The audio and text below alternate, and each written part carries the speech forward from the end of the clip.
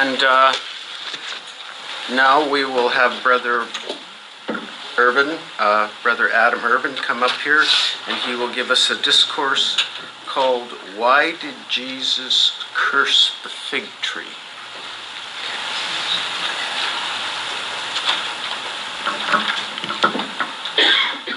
I will take the microphone out from here because I would like to be standing on the side. Yes, so the title of my discourse today is "The Cursing of the Fig Tree," or a question, as it is in the program, why did Jesus do that? Why did he curse the fig tree? There are two main purposes for me to take up this subject. One is how should we understand this incident, and especially what Jesus said. And there's another thing, even maybe more important, why I have decided to take it up, is, technical aspects of how it was done. So there is a double purpose to this talk, not only to learn the message that Jesus wanted to convey in this incident, although the message is interesting as well. If somebody doesn't know what the message is, it will be interesting also from this point of view.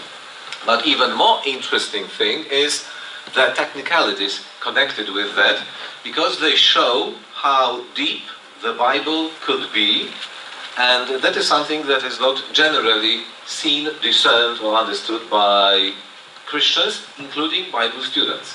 So that's why I think this double surface will come out as we go. So let's start from two accounts that we can find in the Bible, in the New Testament. Matthew 21, "Now in the morning, as he returned into the city, he hungered. And when he saw a fig tree in the way, he came to it and found nothing thereon, but leaves only, and said unto it, Let no fruit grow on thee henceforward forever. And presently the fig tree withered away." And we have the same description of the same incident somewhere else in Matthew, but some details are different. And that's the question, why are they different? Let's read it. "And on the morrow, when they were come from Bethany, he was hungry. And seeing a fig tree afar off, having leaves, he came, if haply he might find anything thereon. And when he came to it, he found nothing but leaves. For the time of figs was not yet. And Jesus answered it and said unto it, No man eat fruit of thee hereafter forever." If you can immediately see the differences, here they are. For the time of fig was not yet. No mention of that is in this account, that it was not the time of fig. And even a greater difference, here Jesus, the words he used for cursing. Here he said, "Let no fruit grow on thee henceforward forever." But according to Mark, he didn't say that. He said, "No man eat fruit of thee hereafter forever." Some people might say, well, what difference does it make? We know that if nothing grows on you, on a tree, nobody will eat anything from that tree. That's obvious. But did Jesus say this, or did he say that? And why is it recorded in two different ways? We know from the Bible that if something is different, it is for a purpose. What that purpose is it wrong? Should higher critics be happy to attack the Bible saying, well, you see, you got it all wrong. What are you believing? He said, the same incident described in the two different ways. So did he say this, or did he say that? So that is the reason why I have decided to take it up. So let's continue. What is the meaning of figs or a fig tree in the Bible? I think that is generally known that it is the Jewish nation.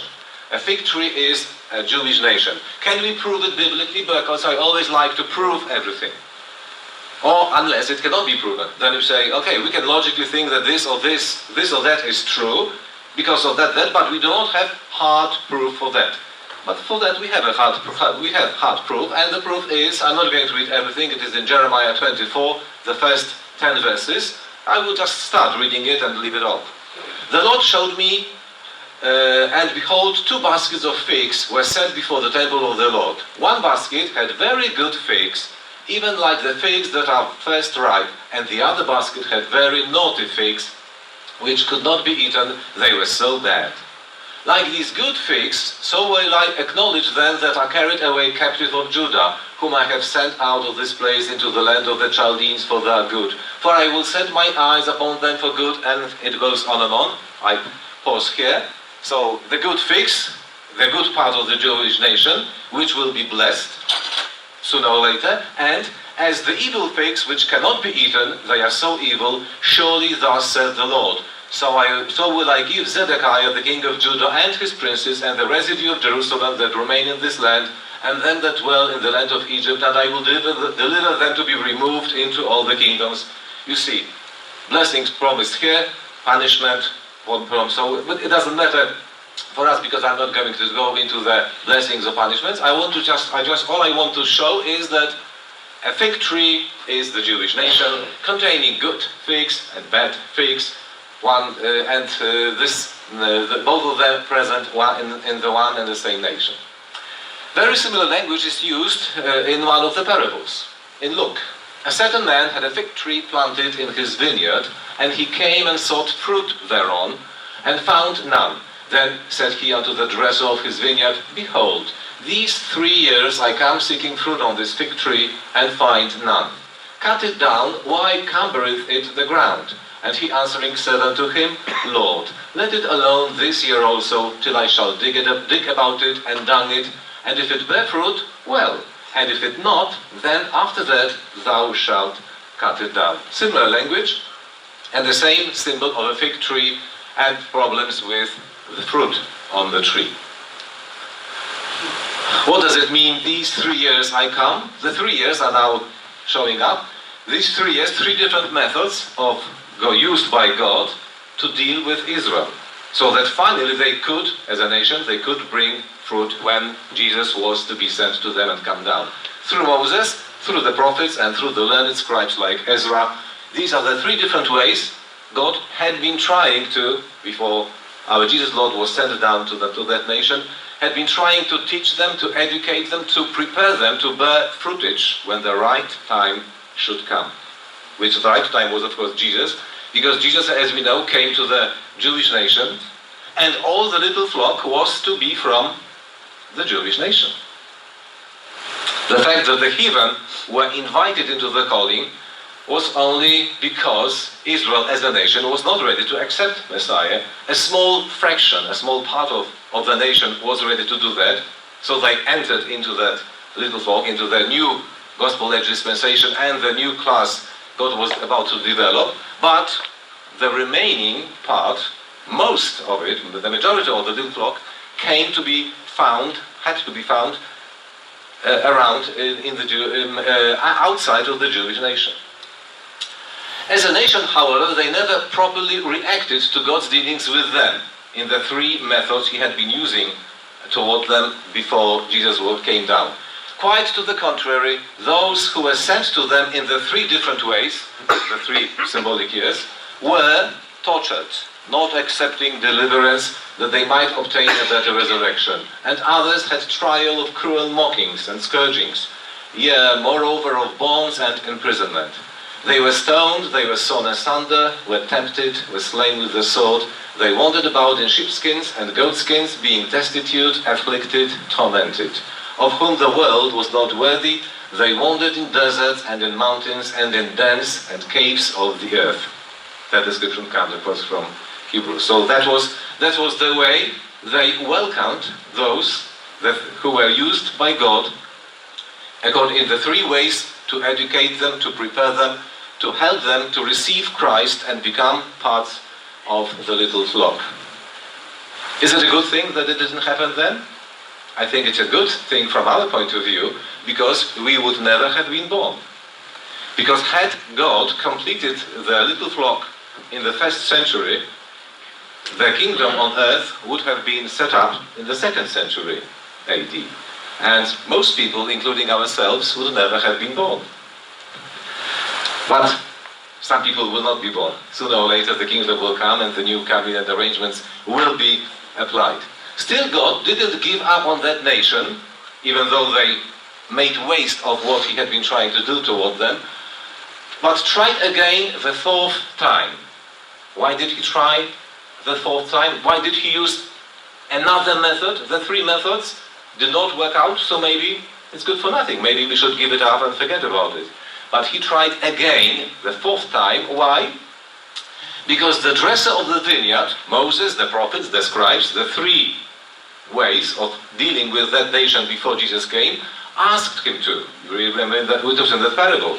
God was ready to eradicate the whole, to root it out, but the vineyard asked him to continue for one more year, to do something special, to use some dung, fertilizer, to help it grow, and if it didn't work out, he said he would agree to it being removed. How did they ask him?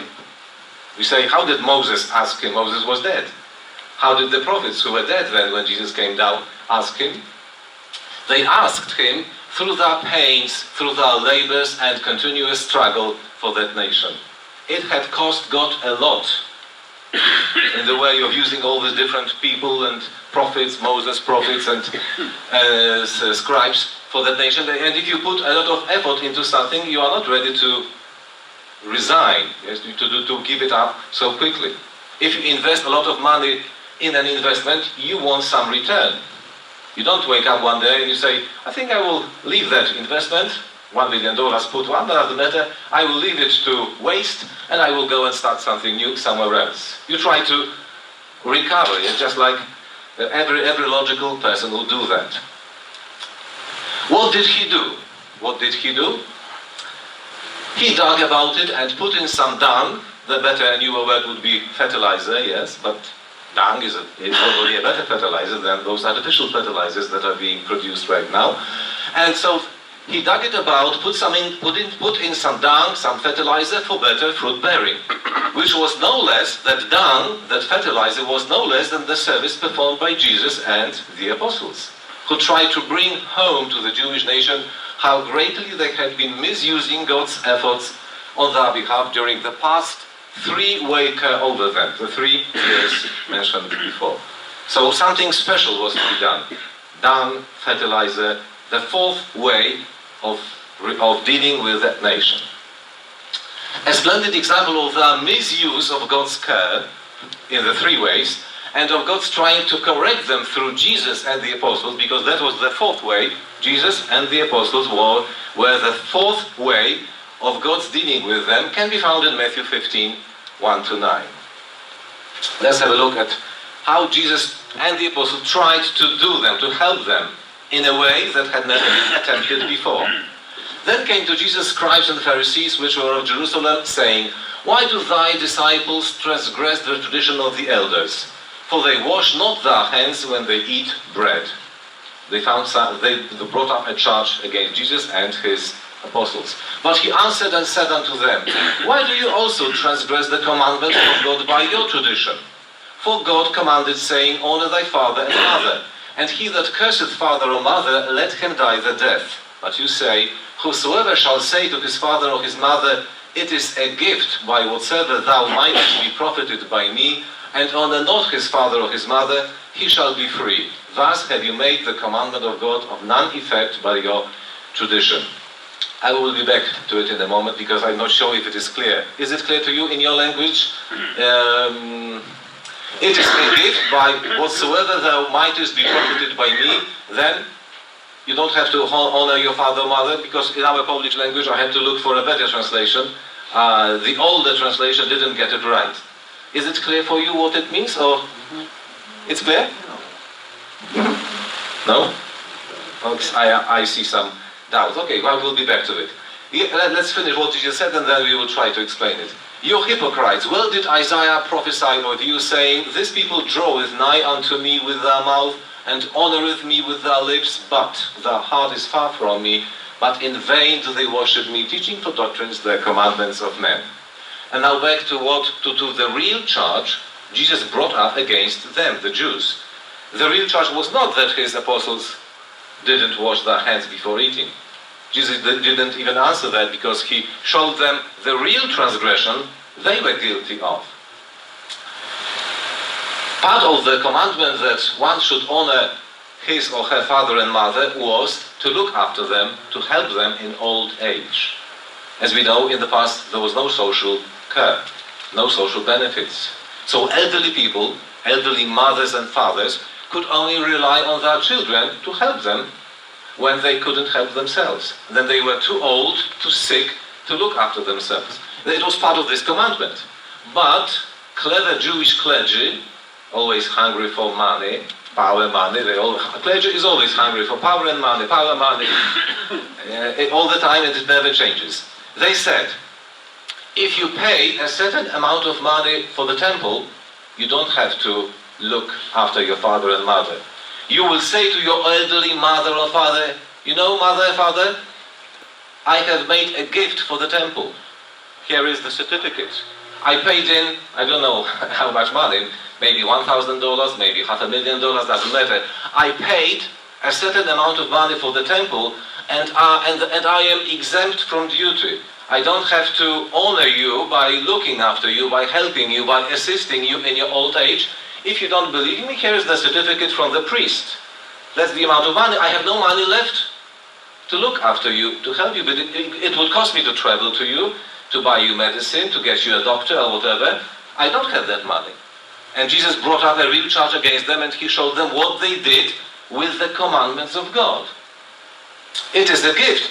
By whatsoever you mightest be profited by me, whatever I could do to you by way of helping you in your old age, has been gifted, has been transferred to the temple. And the priest gave me a certificate, and he told me, I don't have to honor you anymore.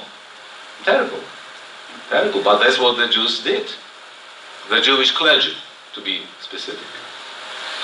That's why he said, hypocrites. But all in vain, all in vain. Even this extra fourth year of God's special care did not bring about the desired fruits. No good. It didn't help. Having killed all of God's servants sent to them in the past, before Jesus came down, they finally killed his son, Jesus himself. And the parable continues. And so do we. But last of all, he sent unto them his son, saying, they will reverence my son. But when the husbandmen saw the son, they said among themselves, this is the heir. Come, let us kill him, and let us seize on his inheritance. And they caught him, and they cast him out of the vineyard, and slew him. That's in the parable, but you know what it is all about. The account of cursing the fig tree is quite telling, proving there are types and antitypes in the Bible. And that is probably the main reason I have decided to take it up. To show, and Jesus shows us himself, and with this incident, he shows us that there are types and antitypes in the Bible. To a small extent, this type and antitype relation is present also in parables by Jesus or by any other human writers. In Poland, we've got writers who also wrote parables, and by means of those parables, they wanted to get across a message which was hidden in the parable. So it is not only Jesus. I think in America there are also writers who use this form of literary expression. But treating historical events as a type, as a picture of some other reality, can only be found in the Bible. As only God's genius can do what? Can control the run of events and then record that run of events in such a way as to make it an illustration of something else and something much, much bigger. And, what's more, of something that is only about to happen. So, how can you control the run of historical events and then describe them in the way that shows something that is something else, something much more important, and something that is about to happen in the future? It takes God's genius to do that. No human writer, even the greatest one, could do that. If only because they don't know the future. And probably even if they did, or even if they predicted what might happen, they are not free to write what they like. It must be a historical fact. The cursing of the fig tree is a real event from Jesus' life, with all its details subjected to some higher.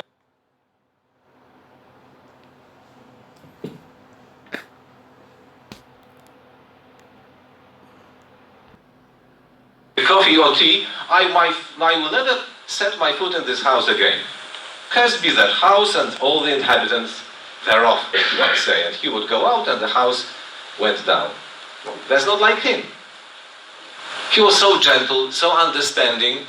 He wouldn't even curse a tree if it really didn't have figs for him to satisfy his hunger. If he reacted like this, he wanted to show something. He didn't show his anger at the tree for there being no figs on it. No, that was not the reason. The cursed tree withers away immediately. Is it natural? It took a miracle.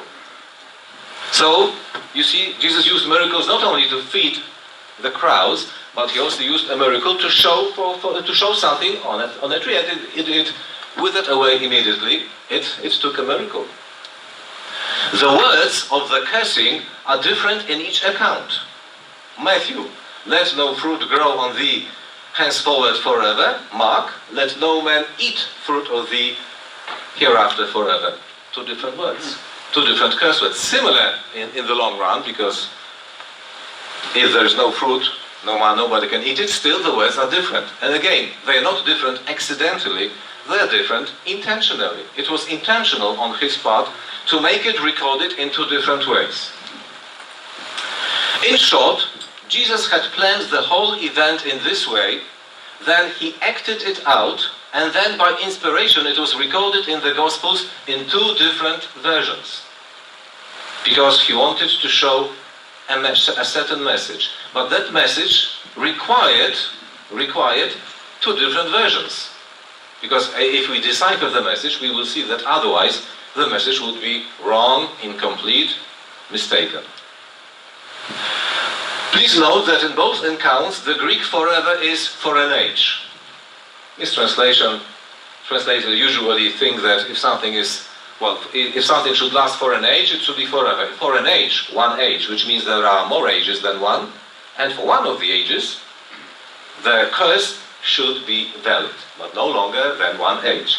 So Jesus literally said, let no fruit grow on thee henceforward for an age, and let no man eat fruit of thee hereafter for an age. An age is much shorter than forever. And that's for how long Jesus cursed the tree. For some time only, not forever. He didn't curse the tree, and we know that the tree is the Jewish nation. They were not cursed forever, for an age, for a period. And if it is only for an age, this age, no matter how long, sooner or later must come to an end. There's no other way. So let's have a look at the first description, the full account from Matthew. Now in the morning, as he returned into the city, he hungered. And when he saw a fig tree in the way, he came to it and found nothing thereon but leaves only, and said unto it, let no fruit grow on thee henceforward for an age. And presently the fig tree withered away. Leaves are a sign that a tree is alive and should bring fruit, which is especially true of a fig tree, because a fig tree first bears fruit, with leaves coming out when the fruit is ripe. So when you see a fig tree covered in leaves, full of leaves from a distance, you can be sure that under the leaves, behind the leaves, there is fruit waiting for you. Because that is a special characteristic of a fig tree. But in this case, the leaves deceived. From a distance they showed that there is a lot of fruit, because the trees could be seen from afar, but they deceived because there was no fruit, in fact. So leaves, in our story, represent a semblance or appearance of faith and faithfulness. Just appearance, just semblance, but not real faith, not real faithfulness. There are no real fruits. Leaves deceived and made believe. Let's have two quotations about the Jewish nation which show that it was true. This people draweth nigh unto me with their mouth, said Jesus on one occasion, and honoureth me with their lips, but their heart is far from me. No fruits, only semblance, only appearance of faith. Drawing nigh with their mouth, the heart left far behind. Or later on, when the apostle wrote, having a form of godliness, but denying the power thereof. Just a form, just appearance, just semblance, and that's it. Something on the surface, but inside nothing that the surface indicates. Let no fruit grow on thee henceforward for an age. What age did Jesus mean? When he cursed the fig tree, the Jewish nation, and when he told that there should be no fruit should grow on the Jewish tree, on the Jewish nation, for an age. What age? The Gospel age, during which the Jews as a people were rejected from all of God's favor with no fruit whatsoever. Did the Jewish nation bring any fruit after they rejected Jesus? No. They were put aside for an age, not forever, for an age, during which, that age is called the Gospel age by us, during which the remaining little flock members that could not be gathered from the Jewish nation because they didn't react properly as a nation, only a few individuals did, so all the remaining little flock members had to be found somewhere else. So they were put aside for the time being, for an age, and the little flock started to be looked after or looked for somewhere else from within the heathen nations. It echoes the curse on Cain of Genesis 4:12. As we know the picture, if you know that picture, if you remember the meaning, Cain is the Jewish nation and Abel is Jesus. Cain killed Abel, Jewish nation killed Jesus, for which they were cursed, they were expelled from their country, but Canaan got a special sign, a special mark, so that nobody could kill him. People might persecute Cain, might say bad things about him, that way they were not allowed to kill Cain. Just like the Jewish nation. Whatever might happen to them by way of punishing them, by making them bear the consequences of what they did, God said he would never allow anyone to destroy them out of existence as a nation. So you can do whatever you like to Cain, but you can never leave Cain. The national identity, this mark that was given to Cain, but that's not my story. So echoes the curse on Cain when he heard from God, "When thou tillest the ground, it shall not henceforth yield unto thee her strength." And this was uttered in the antitype when they killed Jesus and rejected him. From now on, for an age, when thou tillest the ground, when you work on the ground to get some fruit from it, it shall yield unto you no strength. It will be barren. It will be nothing. You will do this or that, but it will be insignificant. The same curse is also found in Luke. Can also be found in Luke, in Jesus' words, "O Jerusalem, Jerusalem, which kills the prophets and stonest them that are sent unto thee, how often would I have gathered thy children together, as a hen doth gather her brood under her wings, and you would not. Behold, your house is left unto you desolate." Exactly for the same reason, at the same time in their history. After Jesus' rejection, they were to be put aside for an age. More particularized in Luke 13, there in the millennium, shall be weeping and gnashing of teeth when you, unfaithful Jews, most of the nation, shall see Abraham, Isaac, Jacob, and all the prophets in the kingdom of God. It must be its earthly face, with all those people mentioned by Jesus. Abraham, Isaac, Jacob, and all the prophets in the kingdom of God, its earthly face. And you yourselves thrust out of the earthly face, because you will not be part of the ancient worthy class. Most of you will not be ancient worthies, you as Jewish people. And they shall come, and please note, Jesus says what will happen during the age of their rejection. And they shall come from the east, west, north, and south, from the nations around you. The little flock will be completed from the heathen nations of the world, and that is the meaning of coming from all those different parts of the world. And they shall sit down in the kingdom of God. It's heavenly faith, because now it's the little flock. But you will not be present as a nation, either in its earthly face or in its heavenly face. Here, only individuals from your nation, and in the heavenly part also some individuals only, with most of them taken out from all the other nations which are not Jewish. Having said that, in verse 25, Jesus leaves a spark of hope, however. "You shall not see me until the time come when you shall say, Blessed is he that cometh in the name of the Lord." So we see, even though rejected for an age, a time was to come when they were to say, blessed is he that cometh in the name of the Lord.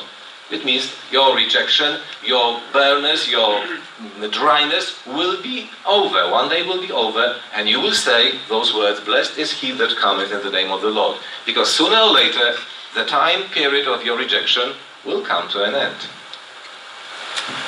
So there was to be no fruit on the Jewish tree only until the end of an age, and that age is the gospel age. Which logically leads to the conclusion that after the gospel age has come to an end, the fruits were to start growing. If I say somebody, I will take it away from you for an hour, it means that after an hour I will give it back to you.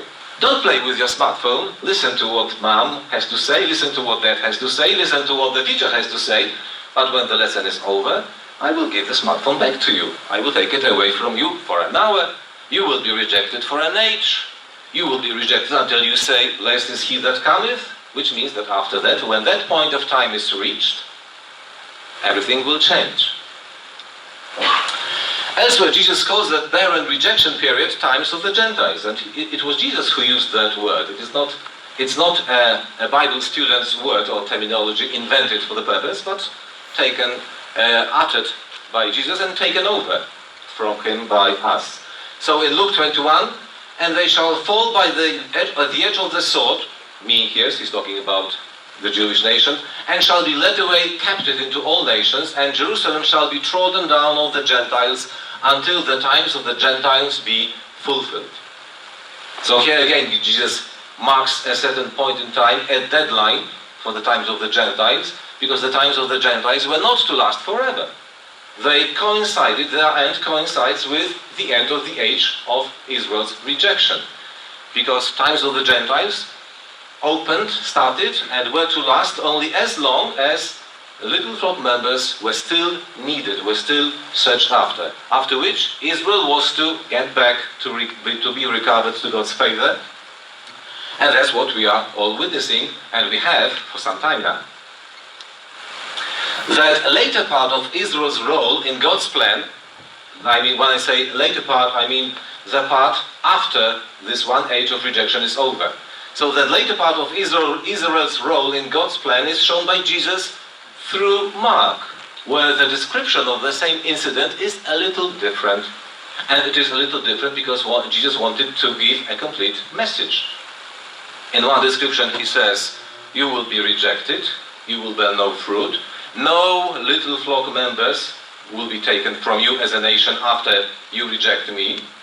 Others will be invited from the west, north, south, east, and you will be put aside for that time. But there will be a time when some advantages, some benefits from you will again be available. Some people will start eating from you. As long as nothing grows on you, nobody will eat anything. But sooner or later they will start eating from you, and that's why we have the same account with the details, with a few details changed. 2 details, in fact. Let me remind you of what Mark says about the same story. And on the morrow, when they were come from Bethany, he was hungry. And seeing a fig tree afar off, having leaves, he came, if haply he might find anything thereon. And when he came to it, he found nothing but leaves. And here, please, difference number 1. For the time of figs was not yet. That was not in the previous account. And Jesus answered and said unto it, let no man eat fruit of thee hereafter for an age. Difference number 1. For the time of figs was not yet. A logical and natural question to be asked now by any thinking mind is what? If it was not the time of figs, why did Jesus look for figs? I have said before that Jesus must have known that there were no figs there on that tree. Still, he went up to the tree as if he expected some figs on it. So, but the time was not. He wanted to show that there should have been fruits. He wanted to show that the Jewish nation should have recognized him as the Messiah, and they should have accepted the invitation to the high calling. So having a Jewish nation in front of him, symbolized in the fig tree, he said, well, I was sent by God down here on earth to come to you, of course, to lay down the ransom price, but before I do it, I would like to start a gospel age call. I would like to call a certain class of people from your nation. So I come down and I want the fruit. You had been being prepared. You had been prepared for many, many centuries, from Moses down all the ages, and God, myself, we expect some fruit. So he didn't hide the fact that the fruits should have been there. And we agree that they should have been. It was a kind of disappointment, right? That the Jewish nation hadn't brought the fruit expected. Of course, God knew about it all along, but it doesn't mean that there should have been fruit. That's why he came up to the tree and he showed that he expected them to bear fruits, to show fruits. It is mirrored in the parable about the feast to which those invited would not come. Another of our Lord's parables. You remember that parable, that there were three special individual guests invited first. You may be surprised that these special individual guests are priests, scribes and Pharisees, but I have no time to prove that. It can be easily proven from the Gospels that the three individual guests who had been invited before the feast and then only summoned on the day of the feast that everything is ready, please come, and the three refused, they were priests, scribes and Pharisees. They were, from God's point of view, they were the first they should have been the first to react, because they were closer to God than publicans and sinners. I have another topic only about this parable, but of course we have no time to mention all the details, but these were the three special individual guests. When they refused, all of them refused, the special guests from the Jewish nation, priests, scribes and Pharisees, refused. Then, as we remember, the second calling, so to say, from among the Jewish nation was publicans and sinners. Please note that both the individual three guests, to which the invitation was sent first, and the publicans and sinners were residents of the same town, Jewish nation. Because, yes, Jesus shows that when the priests, scribes and Pharisees refused, so Jesus looked for little flock members from the publicans and sinners. They reacted partly. They reacted more than the others. But when they did come in, and when they took the places that had been prepared, and there was a lot of empty space. So, stage number 3, the Lord in the parable says, now, because there are still remaining seats, vacant seats, and how many chairs were there at the feast? 144,000. So we don't know, but maybe only a few thousand came from those publicans and sinners, so we can expect that much more than 100,000 had to be looked for somewhere else in the heathen nation. That's why in the parable we learn that the servant that was calling all those people to the feast had to go where? Into the highways and hedges, out of the town. And out of the town is out of the Jewish nation. To the west, to the north, to the south, to the east, to look for the heathen people to come in. Because the residents of the town, including group number 1, the specially privileged priests, scribes and Pharisees, who should have been the first to accept Jesus, did not react at all. Publicans and sinners reacted partly. We don't know how many, but they did. Still, there were a lot of vacancies. When our Lord Jesus came in the second advent, do you know from the Bible, what do you think? Who did he expect to accept him first? Did he expect that Pastor Russell and Bible students were to accept him first? No, they didn't exist then. When Jesus came down, he expected that the nominal church leaders, when they learned from Pastor Russell that he had arrived, when the news spreads among the Christian churches that Jesus is down here with his second advent, that they would accept him. But they didn't. That's why they were then, 3.5 years later, in 1875, spit out of his mouth, because and the lost people were called to leave Babylon and to come to Pastor Russell and his harvest message, because all the big churches refused to accept just like the Jews refused to accept him, and the call and the message was addressed somewhere else, to other destinations, other people. The other difference lies in the wording of the curse, and we will spend some time on that now. Let's compare both accounts, just the curse words. Matthew says, "Let no fruit grow on thee henceforward for an age," meaning, let no class of spiritual Israel grow on you as a nation for an age, for the gospel age. And of course it means, flowing from this is the fact that such a class will never grow on the Jewish nation of spiritual Israel, because the election of spiritual Israel is limited to the gospel age only. After the gospel age, there will be no spiritual Israel. In the gospel age it is limited, and after that, yes, after the gospel age and spiritual Israel, God's plan provides for the rest of the world and restitution in the millennial age.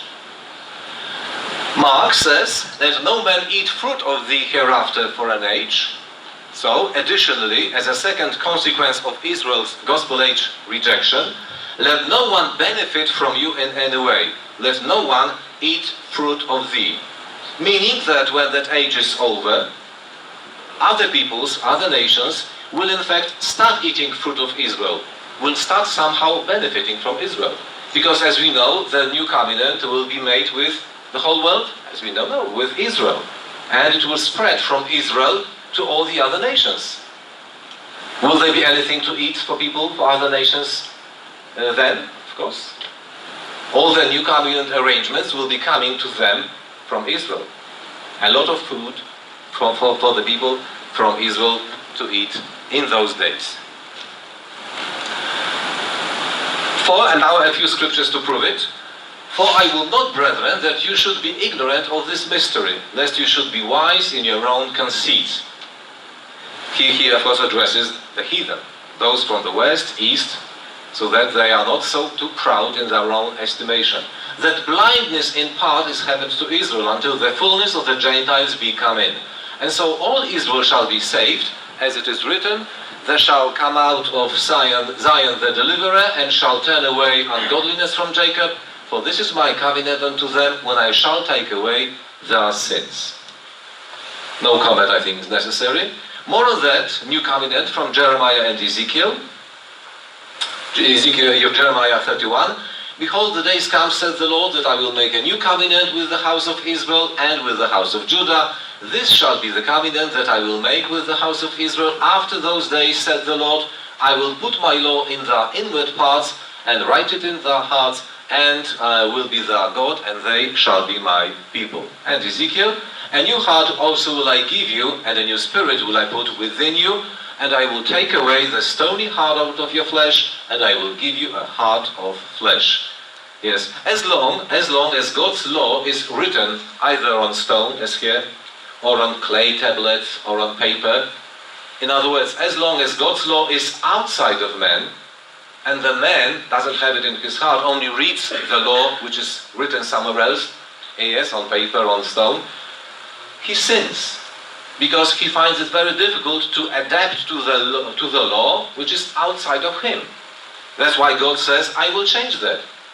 I don't want my creatures, people, to live with my law outside of them, even if it should be very close to them, 1 meter away, 1/2 meter away. I want my law to be inside them, to be part of their nature." That's why he promises here to write it in their hearts. It will save some paper, of course, but what's more important, it will make it impossible for people to sin, because you would have to go against your nature. How can you go against your nature? Have you ever seen a dog going against in nature and chirping like a bird? No, it's not part of the dog's nature to chirp. So if God's law becomes part of our nature, it will be impossible for us to sin. So the two must come together. People and God's law. God's law not written somewhere else, even close to people, but God's law written, engraved, we might say, within themselves, on their hearts, inside.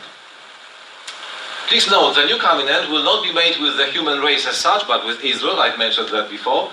For other nations to come under its provisions, they must become part of one of the 12 tribes of Israel. That's why we can imagine that easily there will be no borders between countries, because everybody will become part of Israel. One country, one nation throughout the world. The only thing left out of the picture is which part of Israel will I, or which tribe of Israel will I be a part of. It will depend on my probably character. Because there are three... What's that? Is it a signal that I should end my talk? Maybe it is. Maybe it is. Or maybe, hopefully it is not. Brother, you hit the source button on the controller? No, I don't. I can only control the run of slides. It must be Power something system. with... It must be something to do with... Yes. With the cables the brother is in charge of. Yeah, always blame it on the brother.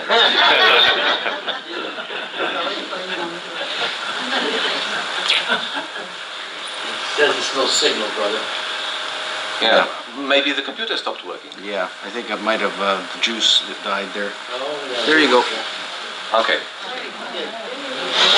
Fortunately, we could, yes, you could save the situation. Okay, so probably I didn't... have I read Isaiah or not yet?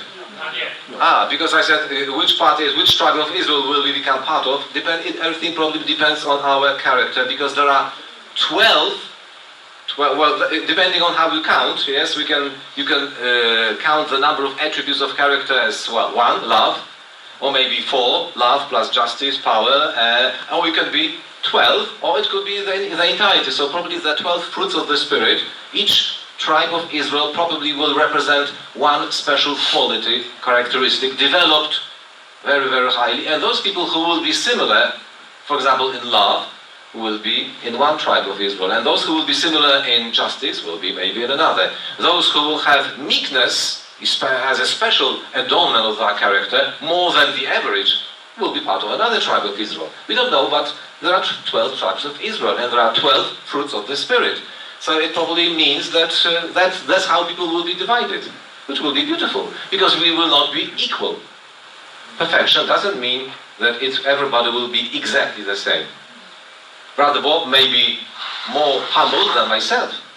We are both wearing ties, right? So maybe we would be in the same group, in the tie lovers. Okay, let's turn back to Isaiah. And it shall come to pass in the last days that the mountain of the Lord's house shall be established at the top of the mountains, and shall be exalted above the hills, and all nations shall flow unto it. And many people shall go and say, Come you, and let us go up to the mountain of the Lord, to the house of the God of Jacob, and he will teach us of his ways, and we will walk in his paths. For out of Zion, heavenly face, shall go forth the law, and the word of the Lord from Jerusalem, heavenly face.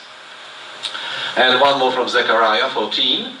And it shall come to pass that everyone that is left of all the nations which came against Jerusalem shall even go up from year to worship the King, the Lord of hosts, and to keep the Feast of Tabernacles. The Feast of Tabernacles shows our standing before God. And it shall be that those, please note, who will not come up of all the families of the earth unto Jerusalem to worship the King, the Lord of hosts, even upon them shall be no rain. Probably not a literal rain, but no rain of restitutional blessings. They will be out of the picture until they walk into Israel and become part of one of the 12 tribes. Otherwise, they will be denied the rain.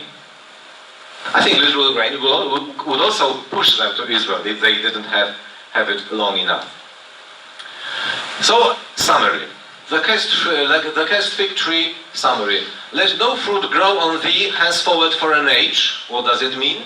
Israel was not rejected, or has not been rejected forever, but only for the period called the times of the Gentiles, during which the church is completed from among the heathen nations. And that's why they were rejected, and that's how long they were rejected for.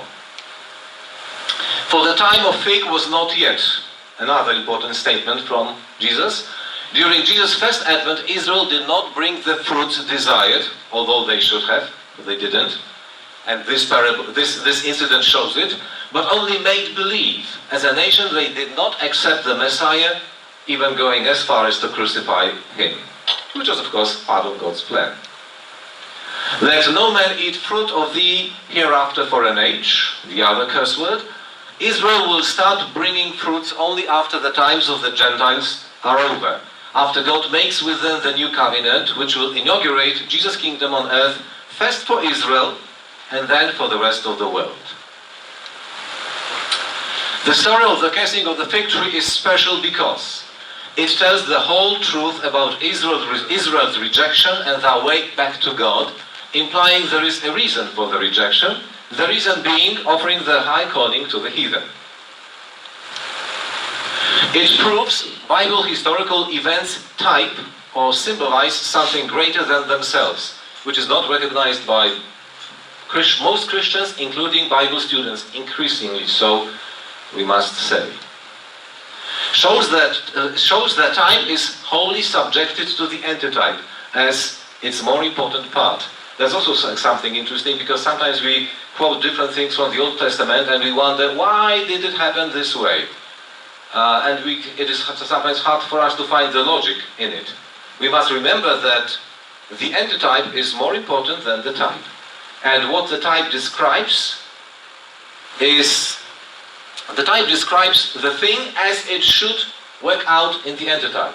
If you remember, for example, Nisan the 14th, the Jews were to eat the lamb, and they were to eat all of it. But should there remain anything until the next day, they were to burn it. But those who could not hold the Passover feast on the Nisan 14th, because they were defiled or far away, traveling, they were to do it 1 month later, on the 14th day of the second month. And again, the message says they should eat the whole lamb, and not a word is said about burning the remnants. Do you think that there were none? There's no place in the antitype. So probably they burned them, probably. But we don't have a record of that because there's no place in the antitype.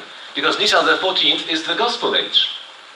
When Jesus married, is imputed. And even if it is imputed to millions of people, it doesn't go out of existence. After the gospel age is over, when the millennium morning comes, the burning symbolizes the finishing of the imputation process. But when the same ransom is applied for mankind in the millennium, the second month, the 14th of the second month, it will go out of existence by its very application. So there will be nothing to burn at the beginning of the ages to come, on the next morning. But in the type, they had that problem. I think even the problem was greater than on Nisan the 14th, because on Nisan of the second month, fewer people ate the Passover lamb. Only those that were defiled 1 month before, and only those who were traveling, and as such could not. But the type doesn't mention, and they say, okay, so it means that they shouldn't have done that. I'm sure they did it. They knew what to do. But it is not recorded for us because there's no place for it in the antitype.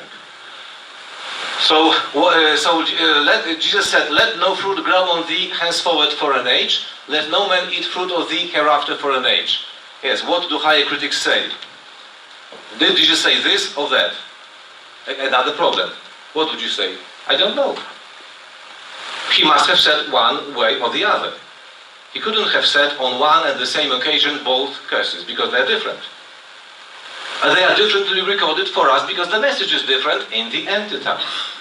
But in the type, it was one way or the other. I don't know which one it was.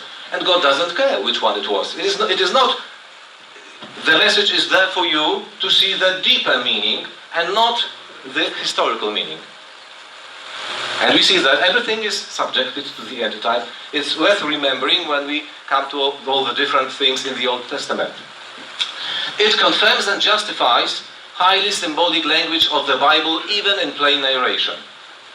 Again, Jesus' words, which are connected with the fig story. For if, Jesus says, then he was led to the cross. That was on the day when he was being led to the cross, and he said in Luke 23, for if they do these things in a green tree, what shall be done in the dry?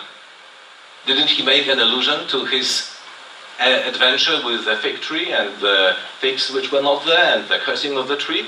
If they do these things in the green tree, while the nation is still in God's favor, because they were still in God's favor, it was about to end soon after Jesus' rejection, what shall be done in the dry? In the period after they are rejected, when they are a dry tree. Because in those days, that tree was still green. It was to become dry in a few years. 3.5, yes, to be precise, later. Or, another example of symbolic language of the Bible connected with what is found in the Old Testament, in this case, Hebrews 13:13. Let us go forth therefore unto him without the camp, bearing his reproach. Do you, brethren, go without the camp? Do you have a camp? And you go there, you visit the place? It makes sense only if we understand that they are tabernacle shadows. And if you understand that without the camp is the place where the bodies of the animals offered were burned. And that means something.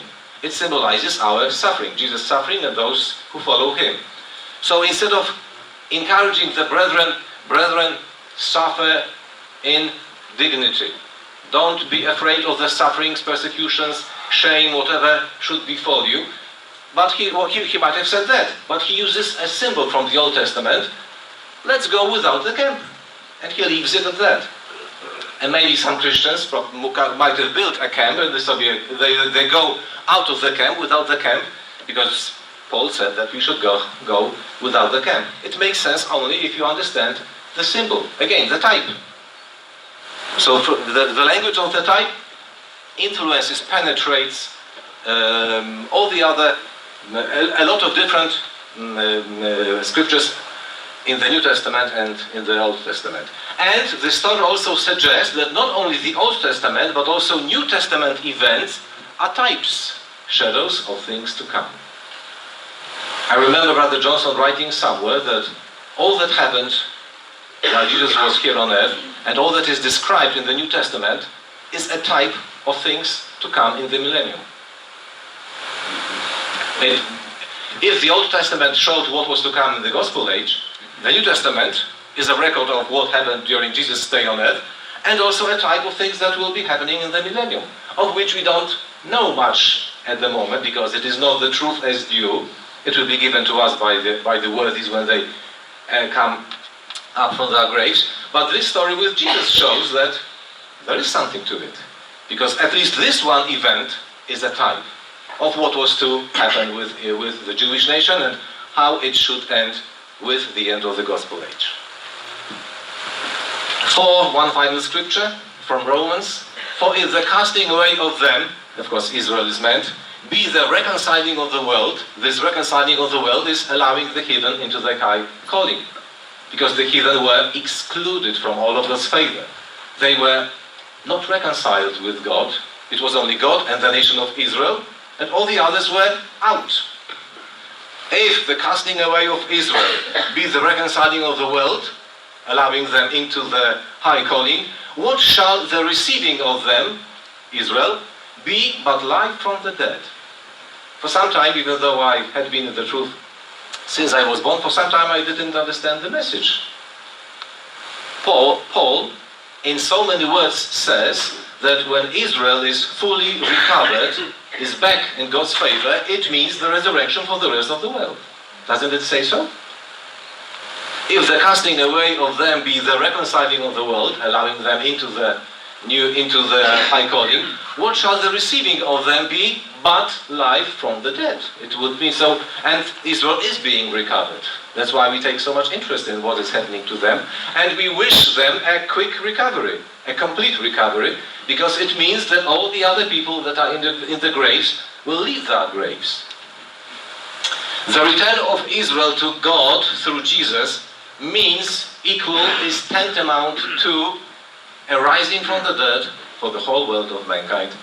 And with this picture and with this scripture, I leave you for this evening with some with blessed thoughts to accompany us and take us on until tomorrow.